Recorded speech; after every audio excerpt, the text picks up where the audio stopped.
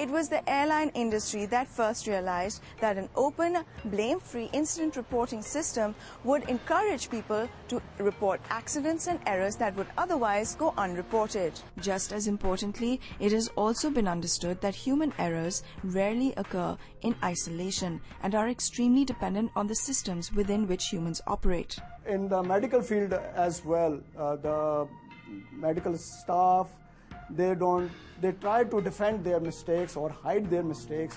So the management or the administration doesn't know the mistakes, and then they don't put in the steps or put in the procedures to rectify those mistakes. Reforming the operations management of the healthcare delivery system is the solution to our problem. But now it's time to look at the health sector from an operations management point of view.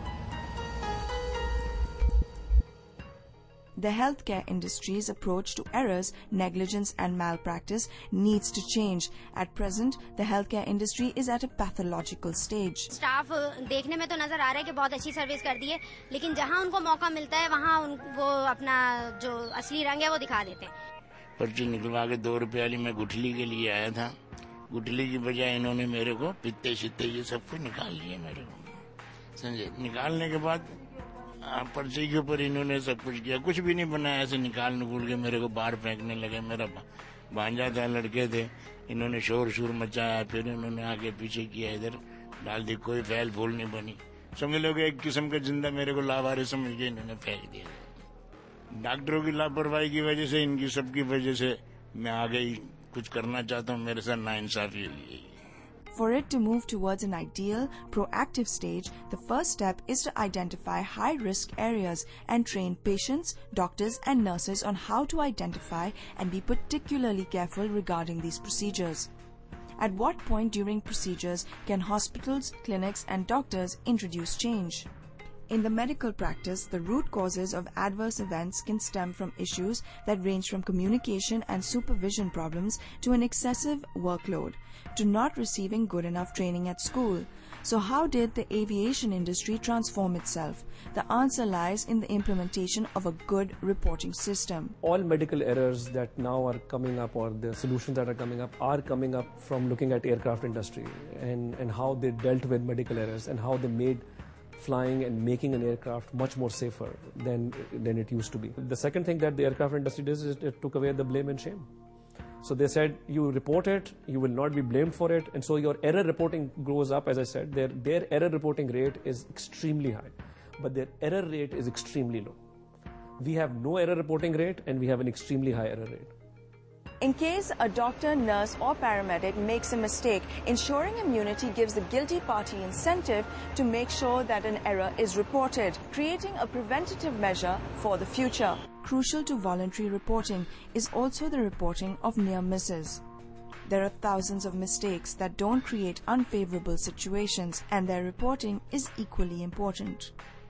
Private hospitals can introduce such practices with more ease than public ones due to the availability of funds. We are short on time because we are understaffed and overworked. That is probably one of the reasons why the incident reporting is an undercorrected figure, and we don't have the accurate numbers of incidents that occur in our setup or any other setup, you could say. October 13th. Shahida, now in her second trimester, visits the hospital. She is looking extremely pale and complaining of exhaustion.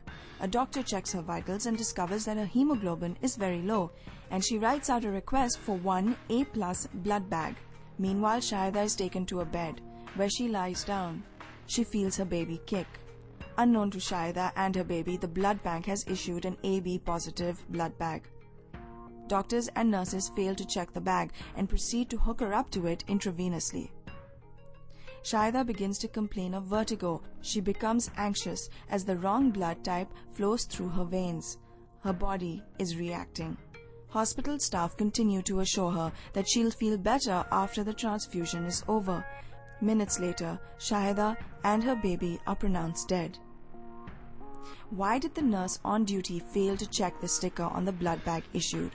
It's easy enough to blame her for being lazy, and there are probably system failures that aided her laziness and cost her and her family 2 precious lives. Why then is negligence in healthcare such a non-issue? Right now, there isn't that outrage. When you hear about, medical malpractice, you're thinking, well, it's something that you have come to accept. Where there isn't outrage, there is a complacency in the professional. There is no accountability of the professional. The professional feels like, he can, get away with things. The PMDC received 2,500 complaints over the misconduct of doctors during the last 5 years, out of which 500 doctors have been penalized. That is, their registration has been suspended.